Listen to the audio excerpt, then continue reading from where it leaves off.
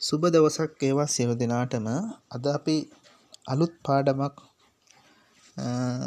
ගැන කතා කරන්න තමයි සූදානම් වන්නේ. ඒ මොකද්ද මේ used to ඔබට දැන් මෙහිදී පේනවා use ed to හරි used to past tense එකක් වගේ. ඔබට දැන් තේරෙනවා ඇති ed යොදලා තියෙනකොට ඒ වගේ අදහසක් මේ පාඩම ඉගෙනගෙන තිබුණේ නැති වුණත් ed තියෙනකොට හිතෙන්න පුළුවන් මේක past tense එකක් කියන එක. හරි. අපි බලමු මේ used to කොහොමද අපි භාවිතා කරන්නේ කියන එක. හරි. අපි writing වලට speaking වලට කොහොමද මේක භාවිතා කරන්නේ කියන එක අපි පොඩ්ඩක් කතා කරලා බලමු. අපි මේ බලන්න මෙන්න මේ උදාහරණය දිහා හොඳට. Nimal stopped smoking 2 years ago. මොකද්ද මේ කියන්නේ? නිමල් දුම්බොන එක අවුරුදු 2කට කලින් නතර කරා කියන එක තමයි මේකේ තේරුම. එතකොට බෙහෙම බලන්න he doesn't smoke anymore. ඒ කියන්නේ දැන් නිමල් දැන් දුම්බොන්නේ නැහැ. ස්මෝක් කරන්නේ නැහැ. හරි. එතකොට අපිට මේ විදිහට කියන්න පුළුවන් but he used to smoke. නමුත් එයා දුම් බීවා. මීට අවුරුදු 2කට කලින්. හරි. මීට අවුරුදු 2කට කලින් එයා දුම් බීවා.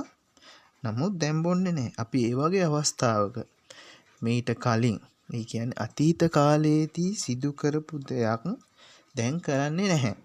හරි. දැන් කරන්නේ නැහැ. නමුත් අතීතයේදී දෙයක් කළා. යම්කිසි කාල සීමාවක් තුලදී යම්කිසි ක්‍රියාවක් සිදු කරා. නමුත් දැන් ඒක කරන්නේ නැහැ. අපි භාවිතා කරනවා used to. හරි. used to ඔබට පේනවා මෙතන use ed යොදලා තියෙනවා to. හරි. used to. අපි තව උදාහරණයක් මෙහෙම අරන් බලමු. Nimal used to play tennis. හරි. Nimal used to play tennis. ඒ කියන්නේ එයා නිමල් ඉස්සර හරි කාලෙකදී ටෙනිස් ප්ලේ කරා.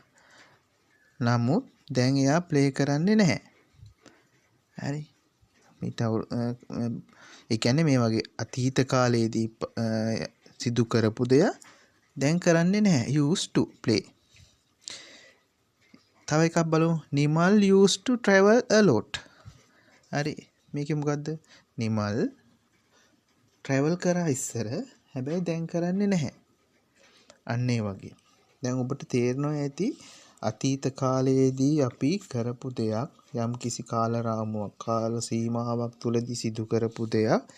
නමුත් වර්තමාන කාලයේ present දැන් කරන්නේ නැහැ. ඒ කාලේ කළා. ඒක අපි ප්‍රකාශ කරන්න කොහොමද?